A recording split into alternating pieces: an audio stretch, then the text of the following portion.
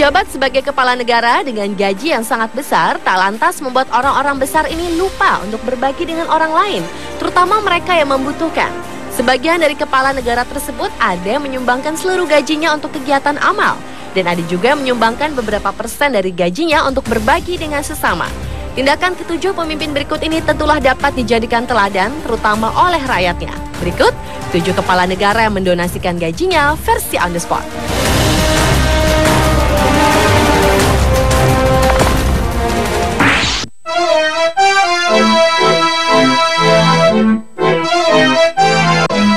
Dibuka oleh kemurahan hati Presiden Korea Selatan Lee Myung-bak yang pernah hidup dalam kemiskinan di masa kecilnya dulu. Sejak menjadi presiden Februari 2008 lalu, Lee Myung-bak selalu menyumbangkan gajinya untuk pengusaha kelas bawah. Langkah mulia ini kemudian ditambah dengan sumbangan sebesar 33,1 juta dolar Amerika atau sekitar 314 miliar rupiah yang kebanyakan dari dana pribadinya untuk membiayai para pelajar dan mahasiswa yang kesulitan membayar biaya pendidikan karena minim dana.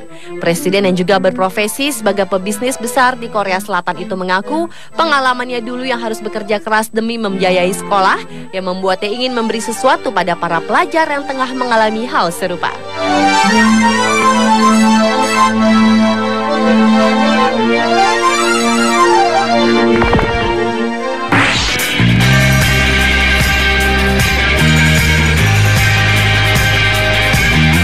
Gaji Presiden Amerika Serikat John Fitzgerald Kennedy dulu sebesar 100.000 dolar Amerika dengan tambahan 50.000 dolar untuk digunakan sebagai tunjangan sehari-hari.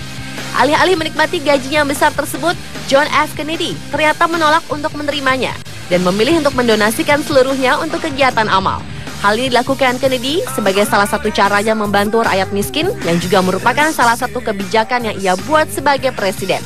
Uniknya, Presiden Amerika ke-35 ini tak pernah sesumbar dengan donasi yang ia lakukan. Sayangnya, pemerintahan Kennedy harus segera berakhir karena ia tewas tertembak di Texas pada tahun 1963, nyaris 1000 hari dari masa jabatannya. Walau Presiden John F. Kennedy dikenal memiliki banyak skandal percintaan dan kontroversi politik, tetapi ternyata ia tetap memiliki sisi lain yang patut diacungi jempol, yaitu rasa kepedulian sosial yang tinggi.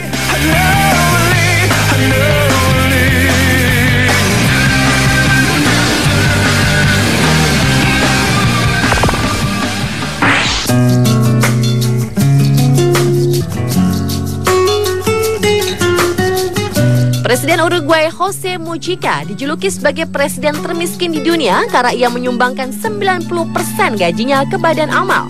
Namun ia tak merasa terusik dengan julukan tersebut. Setiap bulannya, presiden berusia 77 tahun itu digaji sekitar 119 juta rupiah. Namun ia hanya mengambil 10% saja dari haknya tersebut. Tak aneh jika barang mewah yang dimiliki presiden ini hanyalah sebuah rumah di daerah Montevideo dan sebuah mobil merek Volkswagen.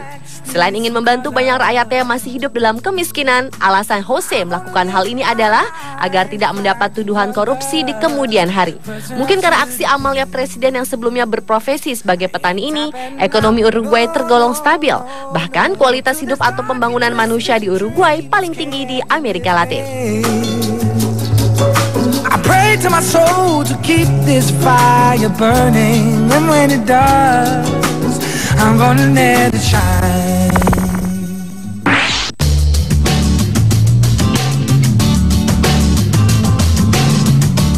Herbert Hoover, Presiden Amerika Serikat dengan masa jabatan tahun 1929 sampai 1933, menyumbangkan semua gajinya untuk kegiatan amal.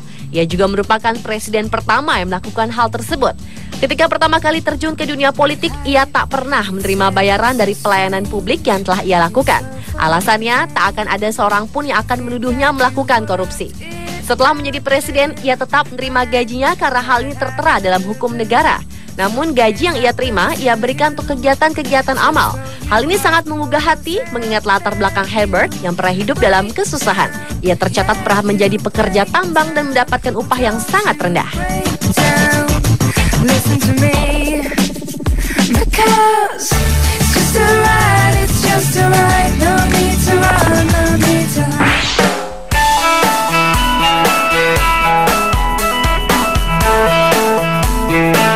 Nelson Aldrich Rockefeller merupakan wakil presiden Amerika Serikat ke-41 dengan masa kepemimpinan tahun 1974 sampai 1977 di bawah pemerintahan Presiden Gerald Ford.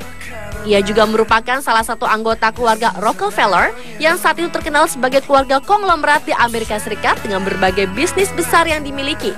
Di samping semua aktivitas dan kegiatannya di bidang politik, ekonomi, dan bisnis, Nelson juga terkenal dengan kemurahan hatinya bersama dengan saudara-saudaranya yang mendirikan Rockefeller Brothers Fund yang berkomitmen memajukan kesejahteraan masyarakat.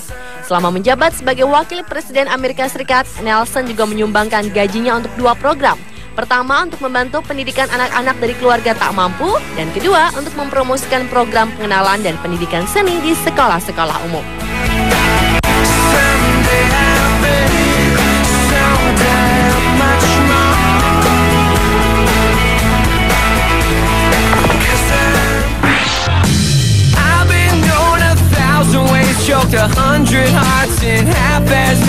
Presiden Amerika Serikat Barack Obama dan sang istri Michelle Obama menyumbangkan 14% dari pendapatannya untuk kegiatan amal. Presiden Obama tercatat telah memberikan sebagian dari gajinya kepada 36 badan amal di Amerika Serikat. Donasi terbesar diberikan Obama pada Fisher House Foundation, organisasi yang memberikan rumah dengan harga murah atau bahkan gratis kepada anggota militer Amerika dan keluarganya, selagi para anggota militer ini menjalani perawatan fisik atau pengobatan karena pengorbanannya untuk negara. Pasangan presiden dan ibu negara yang terkenal sering tampil mesra ini juga memberikan sumbangan pada The Clinton Bush Haiti Fund, sebuah organisasi yang membantu kemajuan ekonomi penduduk Haiti. Selain itu, mereka juga menjadi donatur untuk The Sitwell Friends, organisasi di mana kedua putri mereka, Sasha dan Malia, ikut melayani.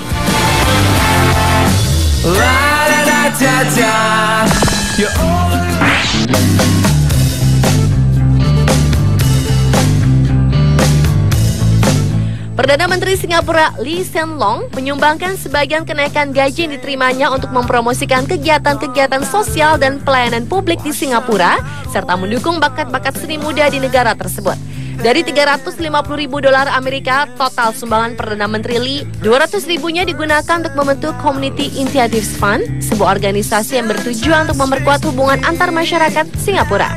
Sementara 100 ribu lagi sisanya akan digunakan untuk memberi sebuah penghargaan bagi penduduk Singapura yang berkarir di bidang pelayanan sosial dan pelayanan publik. Perdana Menteri yang menjabat sejak tahun 2007 ini berharap melalui organisasi yang ia buat ini, kelak masyarakat Singapura akan memiliki hubungan yang erat satu sama lain dan tak keberatan untuk saling tolong-menolong.